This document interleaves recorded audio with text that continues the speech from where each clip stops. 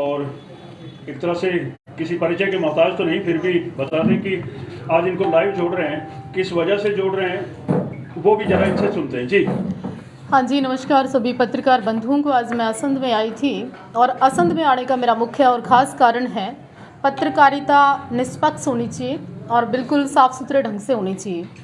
5 तारीख का विषय है। 5 तारीख को नरवाना से 3 पत्रकार और एक कैमरामैन मेरे पास आए देवाजी धाम में, और देवाजी धाम में आने के बाद कहते हैं जो आपका नरवाना से विवादित विषय चल रहा है, इसको छोड़ के आपकी फैमिली के कुछ मैटर हमने रिकॉर्ड किए मैडम, और रिकॉर्ड करके हमारे पास वीडियो हैं। क्या करना है उनका? मैंने कहा अगर आपके पास कुछ विषय हैं तो चला दीजिए। खबर का मतलब होता है खबर, आप चलाइए पत्रकार महोदय। तो इतने पे वो रुके नहीं, कहते हैं ऐसे है मैडम जी, आप 5 लाख रुपए का इंतज़ाम कर लें। मैं कैसे? कि या तो आप हमें 5 लाख रुपए दे दीजिए, और नहीं तो हमारे पास कुछ ऐसे मैटर है उनको हम डिस्प्ले कर देंगे, यानी कि आपको एक्सपोज कर देंगे। हाँ, मैंने क्या ऐसे है, आप लोग बिल्कुल जो आपके पास इंटरव्यू हैं, जो आपके पास वीडियो हैं, आप बिल्कुल चलाइए और चलाने चाहिए पत्रकार को, क्यों रोक रहे हैं आप? तो करते करते कहते नहीं आप 5 लाख रुपए का इंतज़ाम कर लीजिए साध्वी जी, ऐसे नहीं होता वैसे नहीं होता, हम 2 दिन वेट करेंगे आपकी। तो मेरे पास से वो 2 घंटे बैठे रहे। मैंने फिर बंदे बुंदे बुलाए, इस समय मैं अकेली थी, और कहने लगे माइक तो पकड़ा हमने, एक सोनू है लड़का, 2 और लोग थे, एक नवीन था, एक विशेष जो हरियाणा पोस्ट वाला है लड़का जिन अपना नरवाना से, वो था। चैनलों का नाम बताइए। हाँ, मेन तो वही था, हरियाणा पोस्ट वाला लड़का। तो उसने विशेष तौर पे कहा कि माइक तो मैडम मैंने अब पकड़ा है, पहले मैं बदमाशी करता था और आप शायद समझ नहीं रही है मुझे। मैंने तो क्या सीधी धमकी दे डाली आपको? हाँ, तो उसके बाद जब वो मैं अकेली थी और धमकी देने लगे, फिर मैंने करनाल कॉल करके अपने बंदे बुंदों को बुलाया। मैंने कैसे ऐसे करके मुझे डराने का प्रयास कर रहे हैं, और नरवाना से आए हैं 5-6 लोग। मैं तो इनको पत्रकार समझ के 2 से 3 बार बाइट दे चुकी हूँ, अपना विषय रख चुकी हूँ, मैं अपना जिंद के बारे में सब बता चुकी हूँ, ऐसे ऐसे करके परेशान कर रहे हैं। जब हमारे सारे लोग आए तो उसके बाद वो कहने लगे जी हम नहीं चलाएंगे न्यूज़, कोई बात नहीं, और सॉर्ट आउट हो गया, और आप खालिस्तान के विषय पे बोलो ताकि आपके खिलाफ और मैटर इकट्ठा हो जाए, समाज और भड़के, सिख हिंदू हो, मतलब इस तरह की चीज़ें उन्होंने प्लानिंग की। जाने के बाद 2 दिन उन्होंने वेट किया पैसों का, और फिर उसके बाद गांव से, समाज से, आसपास से जो नेगेटिविटी फैलाने के लिए, इमेज डाउन करने के लिए, जिसमें कि मंदिर का एड्रेस बदलने की कोशिश की गई, मंदिर के ऊपर बकरा मुर्गा काटने का एलिगेशन लगाया गया, दारू जैसी चीज़ों को बोला गया कि मंदिर में आती हैं, तमाम ज़मीन के विवादों को जोड़ा गया, घर के पर्सनल मैटर को जोड़ा गया। इतनी शर्मनाक बातें उस इंटरव्यू में कहलवाई गई जो कि अपने आप में एक औरत जाति को शर्म आ जाए, और एक ऐसे व्यक्ति से जो खुद नशेड़ी है, ऐसा व्यक्ति जो खुद समय किया है, ऐसा व्यक्ति जो खुद की सिस्टर को एक बूढ़े के साथ शादी कर दे, सेकंड मैरिज कर दे, ऐसा व्यक्ति जिसको अपने परिवार का नहीं पता कहाँ है कहाँ नहीं, जो खुद के फादर को रोज़ पीटता हो, मदर को रोज़ पीटता हो, ऐसे व्यक्ति का उन्होंने इंटरव्यू लेके चला के बदनाम करने का पूरा प्रयास किया। ये था विषय। तो जिस तरह से मंदिर पर एलिगेशन लगाई हैं जो निराधार हैं, तो इनको लेकर अब आप क्या कहना चाहेंगे? मैं एसपी करनाल से निवेदन करना चाहती हूँ पत्रकार महोदय कि मैं पाखंड के खिलाफ लड़ती हूँ, मैं तंत्र मंत्र के खिलाफ लड़ती हूँ, मैं इस विषय पे काम करती हूँ। जिस तरह से 5 लाख रुपए मांगकर पत्रकारों ने नरवाना से आके मुझे बदनाम करने का, मुझसे एक तरह से ब्लैकमेलिंग करके पैसे मांगने का जो कार्य किया, इन पत्रकारों के खिलाफ जल्दी मुकदमा दर्ज होना चाहिए। इस बीच एक महिला की एंट्री होती है अचानक, उसने कुछ बयान दिए हैं, क्या नाम है, क्या कुछ कहना उस विषय? कौन सी महिला की बात कर रहे हैं? क्या है, वो डॉक्टर है या नर्स? ये जो षड्यंत्र है उसी लड़की लेडी का है, उसी के पत्रकार मिले हुए हैं, उसी से गांव के 2-3 लोग मिले हुए हैं। इस समय उन लोगों ने मुझे धमकी दी है कि भीम आर्मी के द्वारा और अम्बेडकरवादी कुछ लोगों के द्वारा हम आपके ऊपर हमला करवा सकते हैं, भीड़ में आपको मार सकते हैं, आपके खिलाफ इस तरह का षड्यंत्र कर सकते हैं। इसमें एक नहीं है, 10 से 15 लोग हैं इस पूरे उसमें। तो कहते हैं कि आपको डरना पड़ेगा। देखिए, जान चली जाए मैं डरूंगी नहीं, और ये 5 लाख रुपए मैंने नहीं दिए। चाहे पत्रकार महोदय वीडियो चलाएं, चाहे न्यूज़ चलाएं, चाहे आप मुझे मारें, कुछ भी करें, मैं पैसे नहीं दूंगी। किस विषय को लेकर के आए थे ये पत्रकार आपके पास? विषय 2 से 3 बार मेरा वो इंटरव्यू करके गए थे नरवाना के विषय पे। जो लेडी मेरे खिलाफ बोल रही थी, मोदी जी को नपुंसक बता रही थी, पूरी आरएसएस को बलात्कारी बता रही थी, संसद में बैठी औरतों को नचनिया बता रही थी, मोदी जी को कह रही थी वो तो कुछ कर नहीं सकता, नपुंसक है। तो उस विषय पे मैंने जवाब दिया था कि देश का प्रधानमंत्री है और प्रधानमंत्री की एक गरिमा होती है कि इस तरह के शब्दों का इस्तेमाल नहीं करना चाहिए। तो उस विषय को लेकर 3-4 बार हमारे इंटरव्यू हो गए। उसके बाद उन पत्रकारों को लगा कि मंदिर में आके बार बार अकेली रहती है, सिस्टम ठीक है, तो पैसे मांग लिए जाए। तो इन पत्रकारों की क्या मंशा, समाज को खराब करने की मंशा है? सीधा सीधा है कि भीम आर्मी का नाम लेके जिस तरह से धमकी देना, अम्बेडकरवादी होके इस तरह सी बातें करना, साध्वी को जात पात के नाम पर भिड़वाना, पाखंड को लेकर एलिगेशन लगाना, मंदिर का एड्रेस तक चेंज करने का प्रयास करना, गांव के कुछ व्यक्तियों को लेकर पर्सनल मैटरों को उठा के मुझे बदनाम करना, तो उस आवाज़ में पैसे मांगना तो कहीं ना कहीं अपने आप में एक बड़ा क्राइम है। और पत्रकार होकर इस तरह का क्राइम करना मेरी तो कल्पनाओं से बाहर है ये बात। तो पत्रकारिता की आड़ में जिस तरह से एक एक्सटॉर्शन की वो लोग कोशिश हुई पत्रकार है, भी थे या नहीं?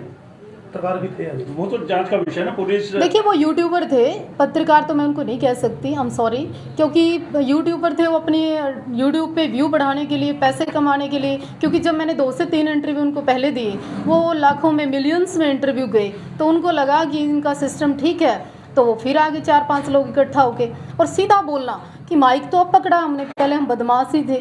तो लगातार इस विषय को लेके 5-7-10 लोगों को उन्होंने हमारे पीछे लगा दिया।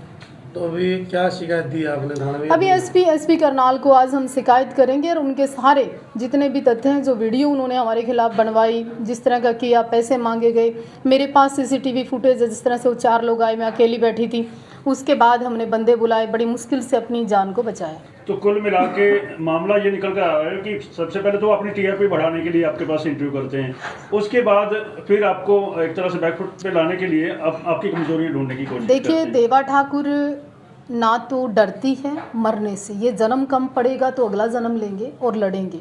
दूसरी बात, मैं सारे समाज के लिए काम करती थी, करती हूँ और करती रहूँगी। तीसरी बात, ये पत्रकार का स्वरूप धारण करके जो यूट्यूबर नरवाना से आए, हरियाणा पोस्ट वाला या सोनू उसके साथ था, एक नवीन था, मेन जो व्यक्ति है उसका नाम मैं नहीं जानती पर उसके चैनल को मैं जानती हूँ, जिसने विशेष तौर पर मुझे धमकी दी और लगातार वो कभी किसी लेडी के पास जाता है हमारे खिलाफ, कभी किसी, क्योंकि मैं चाहती हूँ कि जिस लड़के ने हमारे गांव से वीडियो बनाई उसका, पत्रकार का, नरवाना वाली लेडी का मोबाइल खंगाले जाए, उनकी मनसा जानी जाए, उनकी प्लानिंग समझी जाए एसपी करनाल द्वारा, ताकि ये पता चले कि वो हमारा मर्डर तो नहीं करना चाहते, हमसे पैसे क्यों मांग रहे हैं, इसके पीछे और लोग तो नहीं है। तो ये बड़ा विषय है। तो आपके खिलाफ जो है एक तरह से प्लांट करके स्टोरी पे स्टोरी निकाल कोई ऐसे लिंक दिखाएंगे? खबर पे खबर की जा रही है ना, ऐसे लिंक जो उन्होंने चलाए हैं ऐसे लिंक मैं आपको बाद में उपलब्ध करवा दूंगी। दूसरी बात, मैं उन पत्रकारों को बोलना चाहती हूँ, अगर आप में इतना दम था ना और आप इतने निष्पक्ष थे और आपके पास खबर थी और आप इतने पॉपुलर थे,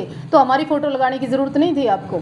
हमारा नाम लिखकर हमारी फ़ोटो लगाकर कोई वीडियो वायरल करने की आवश्यकता नहीं थी। आप बाइट लीजिए समाज से और उसको चलाइए, कोई नहीं रोक रहा आपको, लेकिन मेरी फ़ोटो इस्तेमाल करना भी अपने आप में एक गलत काम किया उसने। हरस शिकारा को लेकर के क्या महकमा है आपने? मैं हरस शिकारा को लेके पिछले कई साल से कुछ शक हमारे मतभेद चल रहे थे। हरस शिकारा हो गया, एक सिंघम हो गए, उसकी मैं बता रही हूँ, तो हरस शिकारा को लेके मेरे वो मतभेद दूर हो गए। मेरे को महसूस हुआ कि ये लड़का बहुत अच्छा काम कर रहा है, क्योंकि सिंघम के मामले में उसने जाति पाति से ऊपर उठ के निष्पक्ष जो बिल्कुल ठोक बजा कर बात कही, तो मैं उससे बड़ी प्रभावित हुई। उसी के पक्ष में मैंने एक वीडियो डाली थी जी।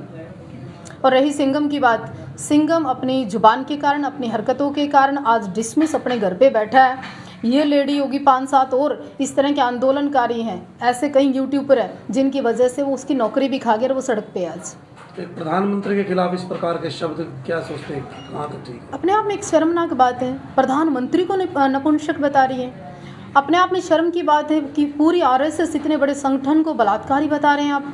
कितनी अमर्यादित भाषा है कि योगी को भोगी बता रहे हैं, मतलब कि कोई लिमिट छोड़ी नहीं। और अब तक प्रशासन ने उनके ऊपर कार्रवाई क्यों नहीं की?